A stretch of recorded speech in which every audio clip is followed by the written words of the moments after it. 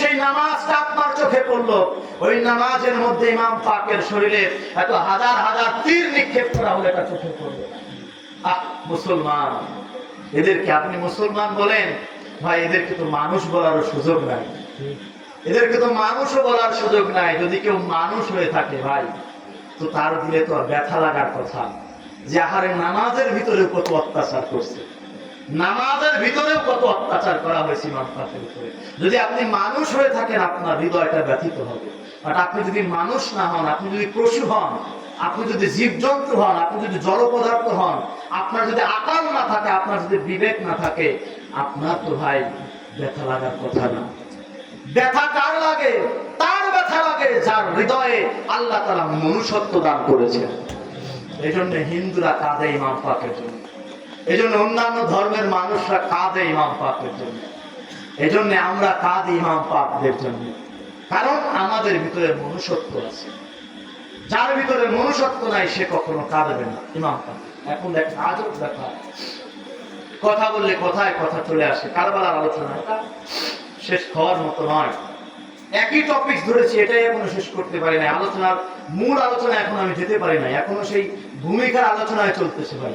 আমি যে হাদিসটা আজকে নিয়ে এসেছি আপনাদের সামনে শোনানোর জন্য, সেখানে এখনো যেতেই পারি না। ভূমিকার আলোচনা এখনো চলতেছে। কারণ আমার সমাজের বাস্তব প্রেক্ষাপট এটা আমরা সবাই দেখি, আপনারা সবাই দেখেন, দেখেন কিনা বলেন? এটা আমাদের সমাজে বাস্তব প্রেক্ষাপট কিনা বলেন? আমার আলোচনায় কি কষ্ট নিচ্ছেন আপনারা? হ্যাঁ, বাস্তব প্রেক্ষাপট দেখেন। কারবালার প্রান্তরে ইমাম পাককে শহীদ করেছে ইয়াজিদের সৈন্যরা, তাদের কাছে এটা গুরুত্বপূর্ণ মনে হয় না। আলী আসগার আলাইহিস সালামকে শহীদ করেছে তারা, তাদের কাছে এটা গুরুত্বপূর্ণ মনে হয় না।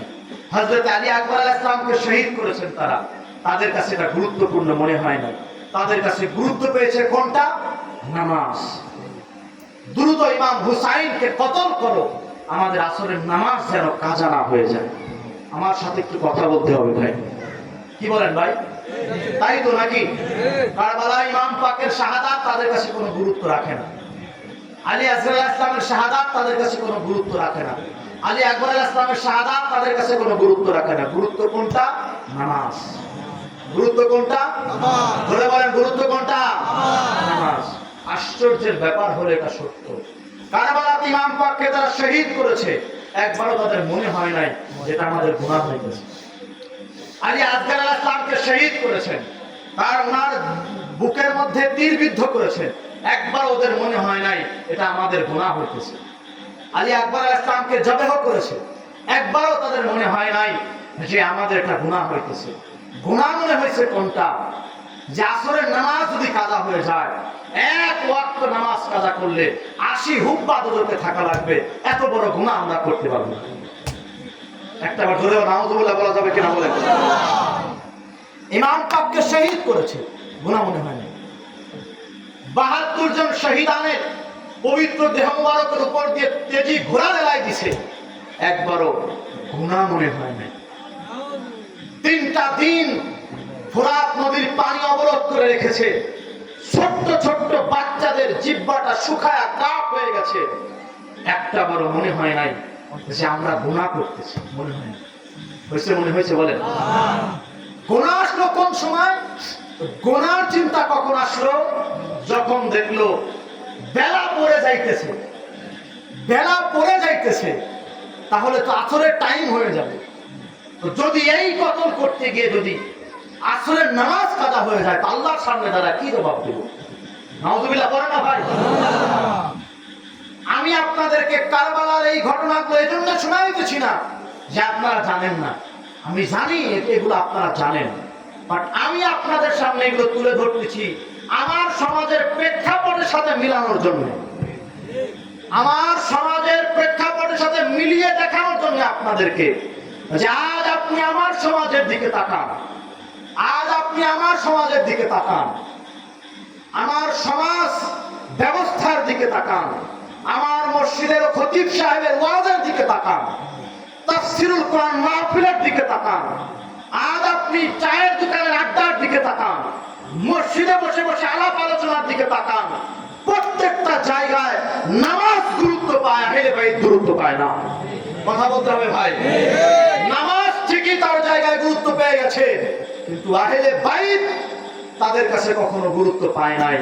এই জন্য কারবালা থেকে তারা কোনো কিছু নিতে পারে নাই, কারবালার কোনো শিক্ষা তারা নিতে পারে নাই।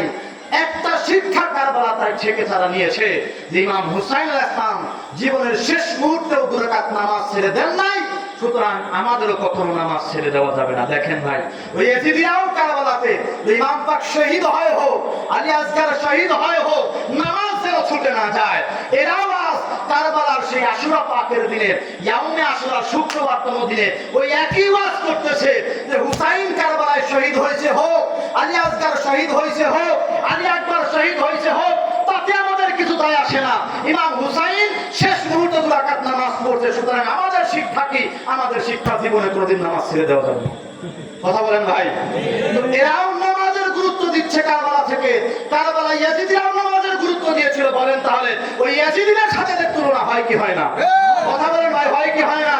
ওই ইয়াজিদিদের সাথে এদের কোনো পার্থক্য আছে ভাই? Same, same to same. Yazidi সৈন্যরাও যা করেছিল এরাও তাই করতেছে ভাই। ইয়াজিদি সৈন্যরাও যা করেছিল এরাও তাই করতেছে ভাই। কি আজব ব্যাপার! আপনি যদি একটাবার চিন্তা করে দেখেন, একটাবারও তারা বলে নাই যে আমরা নামাজ ছেড়ে দেব না, ছেড়ে দেবো, এটা কখনো বলে নাই। আমরা রোজা ছেড়ে দেবো, এটা কখনো বলে নাই। আমরা হজে যাবো না, এটা কখনো বলে নাই। আমরা যাকাত মানি না, এটা কখনো বলে নাই। আমরা কোরআন তিলাওয়াত করবো না, এটা কখনো বলে নাই। নামাজও করেছে, রোজাও করেছে, হজও করেছে, যাকাতও দিয়েছে, কোরআনও তেলাওয়াত করেছে, সব কিছু করেছে। এই সব তাদের কাছে গুরুত্বপূর্ণ মনে হয়েছে শুধুমাত্র ইমাম পাক ব্যতীত, আহলে বাইত ব্যতীত, আমার নবীর পরিবার ব্যতীত। বাকি সব তাদের মাঝে ছিল। ছিল কি ছিল না বলেন? এবং শুধু তাই নয়, টুপিটাও ছিল মাথায়, পাগড়িটাও ছিল মাথায়, জুব্বাও ছিল শরীরে পরনে, এই আবা কাবা এটাও ছিল তাদের পরনে। আমার কথায় কষ্ট নিচ্ছেন আপনারা? এই যে রাসূল পাক সাল্লাল্লাহু আলাইহি ওয়াসাল্লাম জুব্বা পরিধান করতেন, আবা কাবা পরিধান করতেন, মাথায় পাগড়ি দিতেন, টুপি দিতেন, এগুলো কেন দিয়েছেন? এগুলোর একটা ভৌগোলিক ব্যাখ্যা আছে ভাই।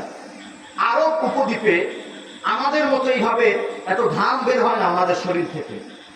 ওটার জলবায়ুর আবহাওয়াটা এমন, উত্তপ্ত, উত্তপ্ত। সেই উত্তপ্ত আবহাওয়া থেকে বাঁচার জন্য সেখানে জুব্বা পরিধান করলে সেই রোদের তাপ থেকে বাঁচা যেত। মাথায় পাগড়ি পরলে, মাথায় টুপি নিলে রোদের তাপটা মাথায় লাগতো না। কথা কি বুঝতেছেন আমার? এই জন্য আল্লাহ রাসূল সাল্লাল্লাহু আলাইহি ওয়াসাল্লাম এই পোশাকগুলোর আবিষ্কার উনি করলেন। এই পোশাকগুলোর একটা বৈজ্ঞানিক ব্যাখ্যা আছে। কারণ এই জন্য রাসূলের পাককে বলা হয় যে কি, বিজ্ঞানীদের বিজ্ঞানী আমাদের নবী। ঠিক কিনা বলেন? দুনিয়ার সকল বিজ্ঞানের থেকে রাসূল পাক সাল্লাল্লাহু আলাইহি ওয়াসাল্লাম সব থেকে বড় বিজ্ঞানী। ঠিক কিনা বলেন? আল্লাহ রাসূল সাল্লাল্লাহু আলাইহি ওয়াসাল্লাম জুব্বা, আবা কাবা, এই পাগড়ি টুপি এগুলো আবিষ্কার করে দেখাই দিলেন যে তোমরা যদি এই আরব ভূমির মধ্যে যারা চলাফেরা করো, তারা যদি এই জুব্বা পরে ঘোরো, এই পাগড়ি মাথায় দাও, টুপি মাথায় দাও, আবা কাবা পরো, তাহলে রোদের তাপ থেকে তোমরা বাঁচতে পারবে। কথা বুঝতে পারছেন? আল্লাহ রাসূল সাল্লাল্লাহু আলাইহি ওয়াসাল্লাম শেখালেন। এখন আমাদের জন্য এটা কি হলো ভাই? আমাদের জন্য হয়ে গেল সুন্নাত। কথা বলেন, আমাদের জন্য কি হয়েছে ভাই? সুন্নাত। রাসূল পাক সাল্লাল্লাহু আলাইহি ওয়াসাল্লাম মাথায় পাগড়ি বাঁধলেন, এটা সুন্নাত হলো। রাসূল পাক টুপি মাথায় দিলেন, এটা সুন্নাত হলো। রাসূল পাক জুব্বা পরলেন, সুন্নাত হলো। আবা কাবা পরলেন, সুন্নাত হলো। সব সুন্নাত নিয়ে কারবালায় তারা গেল। পয়েন্টটা বুঝবেন, সব সুন্নাত নিয়ে তারা কারবালায় গেল। এবং মুখে যে দাড়িও তাদের ছিল ভাই, দাড়ি নিয়ে তারা কারবালায় গেল। কারবালায় গেল কেন? পীর মুর্শিদ পাক বলছেন, সরে কাটায়া শাহনে হাম কো বাঁচানে কে লিয়ে হাশরে মে হাম आसियों को बख्शवाने के लिए जाने देकर शाह ने इस्लाम को कायम किया। चाहते थे आशिकिया उसको मिटाने के लिए।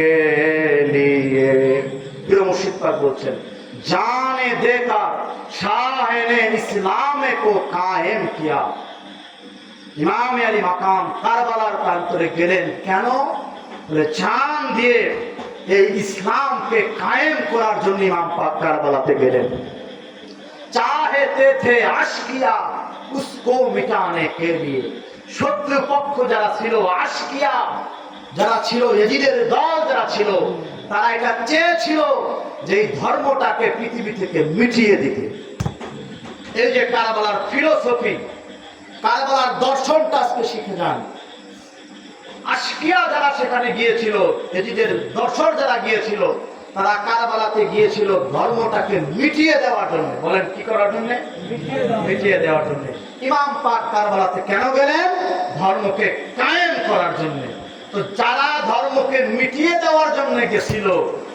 তারা মাথায় টুপি নিয়ে গেছিল যারা ধর্মকে মিটিয়ে দেওয়ার জন্য গেছিল কারবালায় পরনে জুব্বা পরে গিয়েছিল যারা কারবালায় ধর্মকে মিটিয়ে দেওয়ার জন্য গেছিল তারা মুখে বড় বড় দাড়ি নিয়ে কারবালায় গেছিল যারা ধর্মকে মিটিয়ে দেওয়ার জন্য ধ্বংস করার জন্য কারবালায় গিয়েছিল তারা হাফেজে কোরআন হয়ে কারবালায় গিয়েছিল যারা ধর্মকে ধ্বংস করার জন্য কারবালায় গিয়েছিল তারা মুফতি টাইটেল নিয়ে কারবালায় গিয়েছিল এত কিছু নিয়ে পোশাক আদিল্লা সবকিছু নিয়ে কারবালায় গিয়েছিল কেন ইসলামকে রক্ষা নয় বরং ইসলামকে মিটিয়ে দেওয়ার জন্য ঠিক কিনা বলেন আজও আমার সমাজের মধ্যে দাড়ি নিয়ে টুপি নিয়ে পাঞ্জাবি নিয়ে পায়জামা নিয়ে জুব্বা আবা কাবা নিয়ে সমস্ত কিছু তারা নিয়ে মানুষের মাঝে ঘুরে বেড়ায় শুধুমাত্র ধর্মকে মিটিয়ে দেওয়ার জন্য ঠিক কিনা বলেন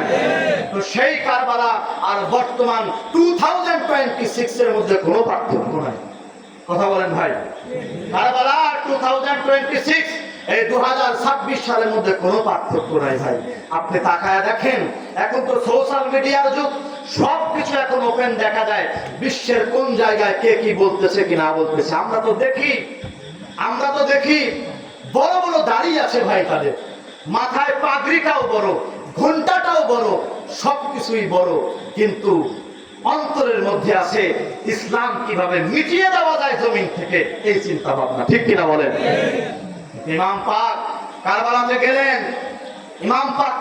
গেলেন আল্লাহ তাআলা আমাকে পরীক্ষা করলেন কোরআনে আল্লাহ পাক বলেন ওয়ালা নাবলুবান্নাকুম বিশাইইম মিনাল খাউফ আল্লাহ তাআলা বললেন যারা আমার রাস্তায় জীবন দেয় আমি তাদেরকে সর্বপ্রথম পরীক্ষা করি ভয় দিয়ে কি দিয়ে বলেন খাউফ ভয় দিয়ে পরীক্ষা করি ইমাম পাকের প্রথম পরীক্ষা কারবালায় হচ্ছে ভয় এখন ইমাম পাক কি ভয় পাইলেন কারবালায় যিনি শহীদ হয়ে যাবেন ওনার উপরে জুলুম করা হবে অত্যাচার করা হবে এই ভয় পাইলেন ইমাম পাক কথা বলেন ভাই আরে ভাই এই খবর তো 56 বছর উনি শাহাদাত পাকের 56 বছর আগে আল্লাহ তাআলা জানাই দিয়েছেন কি বলেন ভাই ইমাম পাক কারবালায় শহীদ হয়েছেন 56 বছর ওমর মোবারকে তো যেদিন উনি দুনিয়াতে আসছেন সেদিনই তো আল্লাহ তাআলা জিবরাইল আলাইহিস সালামকে ওনাকে জানাই দিয়েছেন কি বলেন তো উনি কি জান দেওয়ার ভয় করতেছিলেন যে আমার জান চলে যাবে এইজন্য না ওনার শাহাদাত হযরত আলী আসগর আলাইহিস সালাম কারবালায় শহীদ হয়ে যাবেন এই ভয় করতেছিলেন ভাই এই ভয় যদি করতেন তো মদিনা মুনাওয়ারাতে তোমাদের কানতেন না কি বলেন ভাই আলী আকবর আলাইহিস সালামকে আনতেন না যদি শাহাদাতের কুরবানির ভয় না থাকতো যে আমার শাহাদাত কুরবানি হয়ে যাবে এটা আমি ভয় করি এই ভয় যদি না থাকতো তো উনি মদিনা থেকে ওনাদের টানতেন না উনি একা আসতেন ওনাদেরকে নিয়ে আসছেন ওনার ভয় কি ছিল আমার আল্লাহ বলতেছেন যারা আমার রাস্তায় জীবন দেন আমি তাদের প্রথম পরীক্ষা করি ভয় দিয়ে ইমাম পাকের ভয়টা কি ছিল ইমাম পাকের ভয়টাই প্রিয় মুর্শিদ পাক নওহায়ে জামিলের মধ্যে তুলে ধরতেছেন জানে দেকার শাহ ইসলামে কো কায়েম কিয়া বলে হুজুরের ইমাম পাকের কারবালার জমিনে সবথেকে বড় ভয় কি ছিল ওনার সবথেকে বড় ভয় ছিল এটা যে ইসলাম যদি ধ্বংস হয়ে যায় ইসলাম যদি ধ্বংস হয়ে যায় তাহলে কি করব ইসলাম যেন কোনোভাবে ধ্বংস না হয় ইসলাম যেন কোনোভাবে মিটে না যায় এটাই ছিল ওনার সবথেকে বড় ভয় ঠিক কিনা বলেন ভাই এটাই ছিল ইমাম পাকের কারবালায় সবথেকে বড় ভয় যে ওরা তো দাড়ি পরে এসেছে দাড়ি নিয়ে এসেছে ওরা তো মাথায় টুপি নিয়ে এসেছে, পরনে পাঞ্জাবি পায়জামা নিয়ে এসেছে, ওদের যে লেবাস, এই লেবাস দেখে তো ওরা তো ধর্মকে ধ্বংসই করে দেবে। কারণ মানুষ তো ওদের কথা মানবে, কারণ ওদের হৃদয়ে আছে, ওদের অন্তরে আছে কোরআনের বাণী, ওদের জবানে আছে কোরআনের, অন্তরে নাই জবানে আছে কোরআনের বাণী। ওরা কোরআন মুখস্থ করে এসেছে, মুফতি টাইটেল নিয়ে এসেছে, মুফাসসির টাইটেল নিয়ে এসেছে, মুহাদ্দিস টাইটেল নিয়ে এসেছে, মুখে বড় বড় দাড়ি নিয়ে এসেছে, মাথায় পাগড়ি বেঁধে এসেছে, 5 ওয়াক্ত নামাজ পড়তে পড়তে ওরা আসতেছে। তো ওরা তো যে কোনো মুহূর্তে যাই বলবে মানুষ তো সেটাই বিশ্বাস করে নেবে। কথা বলে না ভাই?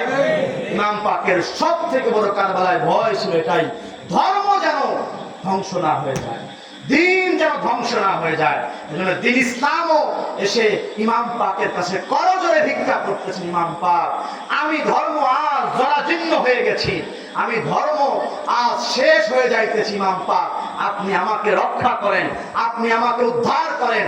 যখন ইসলাম এসে, ইসলাম ধর্ম এসে যখন ইমাম পাকের কাছে সাহায্য প্রার্থনা করতেছেন, তো প্রিয় মুর্শিদ পাক সেই মুহূর্তে বলছেন জানে দেকার শাহেনে ইসলামে কো কায়েম কিয়া।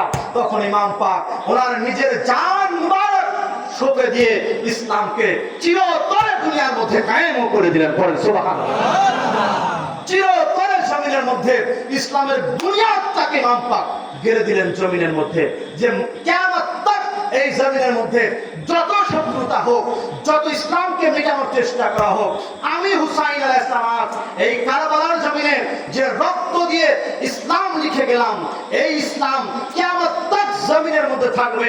যত শত্রু পক্ষ তৈরি হোক, যত এজিদি পক্ষ তৈরি হোক, আর কেউ কোনোদিনও এই ইসলামকে পৃথিবী থেকে কখনো মেটাতে পারবে না।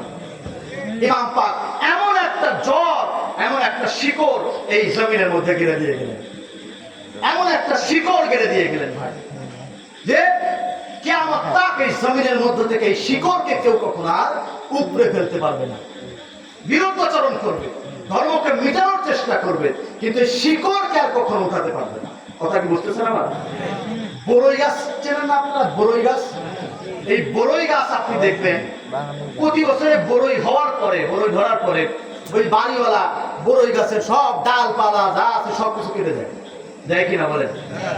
কিন্তু দেখবেন 1 বছর ঘুরতে না ঘুরতে সেই বড়ই গাছ আবার আগের মতো ঝাঁটারি হয়ে যায়, হয় কিনা বলেন? কেন ভাই? ওটাকে তো কেটে ফেলা হচ্ছে, তাই না? ডালগুলো কেটে ফেলা হচ্ছে, পরবর্তী বছর তার ফল ধরার কথা না, ফল ধরতেছে কেন? কারণ শিকড় জমিনের মধ্যে আছে। কথা বলেন ভাই? শিকড় জমিনের মধ্যে আছে।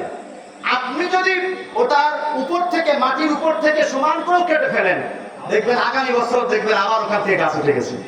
কেন? কারণ ওটার শিকড় জমিনের মধ্যে গাড়া আছে। শিকড় যতক্ষণ পর্যন্ত জমিনের মধ্যে গাড়া থাকবে ততক্ষণ পর্যন্ত এটা কেউ কখনো নষ্ট করতে পারবে না, ঠিক কিনা বলেন? ইমাম পাক কারবালার জমিনে ওনার রক্ত, ওনার শাহাদাত পাকদের রক্ত, 72 জন শহীদানের রক্ত কারবালার জমিনে, ওই জমিনের মধ্যে ঢেলে দিয়ে ইমাম পাক ইসলামের এই শিকড়টাকে জমিনের মধ্যে এমন ভাবে মজবুতের সাথে গেড়েছেন, কিয়ামত তক জমিনে যত ফেরাউন নমরুদ আসুক না কেন এই ধর্মকে কখনো মিটাতে পারবে না। সাময়িক কিছু সমস্যা তৈরি হবে, সাময়িক কিছু সমস্যা তৈরি হবে, কিন্তু ইসলামের শিকড়কে কখনো তারা আর কাটতে পারবে না। এমন ভাবে ইমাম পাক কারবালার জমিনে এটাকে গঠিত করে দিয়ে গেলেন। আমার কথা কি রাগ করতেছেন আপনারা ভাই? ইমাম পাক আমাদের জন্য কি করেছেন ভাই? ইমাম পাক আমাদের জন্য কি করেছেন? এটা করেছেন যে ধর্মকে চিরতরে কায়েম করে দিয়ে গেছেন। আর আমার হুজুর পাকের আমাদেরকে কি শিখান? এগুলোই আমাদেরকে শিখানো জানে দেখা শাহেন ইসলামে কো কায়েম কিয়া। ইমাম পাক সেদিন জান দিয়ে ইসলামকে কায়েম করছেন। ওরা চাইছিল ধর্মকে মিটাতে, ইমাম পাক জান দিয়ে কায়েম করে গেলেন। এই যে দেখেন একটা কথা বলি, ইমাম পাক ভয় পেলেন কিসের? ইমাম পাক ভয় পেলেন ধর্ম যেন মিটে না যায়, এই ভয় পেলেন। ভাই আমরা ভয় পাই কিসের? একটু কথা বলেন, আমরা কিসের ভয় পাই? জানের ভয় পাই। কিসের ভয় পাই? জানের ভয় পাই, মারামারের ভয় পাই, হ্যাঁ, সম্পদ হারানোর ভয় পাই, হ্যাঁ, সন্তানাদির ভয় পাই, আমরা দুনিয়াদারির ভয় পাই। কিন্তু ইমাম পাকের কাছে দুনিয়াদারির কোনো ভয় নাই। ইমাম পাকের কাছে ভয় একটাই, ইসলাম যেন কোনোভাবে মিটে না যায়। ইনি হচ্ছেন ইমাম। এমনি এমনি আল্লাহ তাআলা ওনাকে দা প্রেসিডেন্ট অফ জান্নাত বানান নাই। কথা বলেন ভাই? এমনি এমনি আল্লাহ তাআলা জান্নাতের সরদার বানান নাই। আমি আসবো সেই আলোচনার দিকে। কষ্ট নিচ্ছেন নাকি আপনারা? হ্যাঁ, আমি আসবো সেদিকে, যাব আমি। যেমনি এমনি আল্লাহ তাআলা জান্নাতের সরদার বানান নাই এনাদের। এনারা যেমন তেমন কেউ নন। এনাদের সাথে তুলনা করা হবে এমন কোন ব্যক্তিকে আল্লাহ তাআলা জমিনের মধ্যে তৈরি করেন নাই যেনাদের বরাবর তুলনা করা যায়, যে ইমাম পাক প্রমুখের সাথে তুলনা করা যাবে। তুলনা করার লোককে আল্লাহ তাআলা তৈরি করেন না। আমি আসবো সেদিকে, আমি দলিলের দিকে যাব। বললাম যে হাদিসটা আপনাদের সামনে একটা হাদিস মাত্র লিখে নিয়ে আসছে আপনাদের জন্য, যে একটা হাদিস আজকে আপনাদেরকে শোনাবো। হাদিসে এখনো যায় নাই কিন্তু। আমার কথা কষ্ট নিচ্ছেন নাকি আপনারা? হাদিসে এখনো যায় নাই, আমি হাদিসের মধ্যে যাবো, আমি আপনাদেরকে দেখাবো যে ইমাম পাক কার আলোচনায় আজকে আপনারা এখানে বসেছেন। তার আগে আমি আমার এই ভূমিকার আলোচনার সর্বশেষ টপিকসে আপনাদেরকে নিয়ে যাই। ইমাম পাক 56 বছর আগে, ওনার শাহাদাত পাকের 56 বছর আগে আল্লাহ তাআলা জানাই দিয়েছেন ইমাম পাক কারবালায় শহীদ হবে। ঠিক না বলেন? এখানে দুইটা কম্বিনেশন আমি আপনাদেরকে দেখাই, দুইটা শাহাদাত, দুইটা জবেহর কম্বিনেশন আপনাদেরকে দেখাই।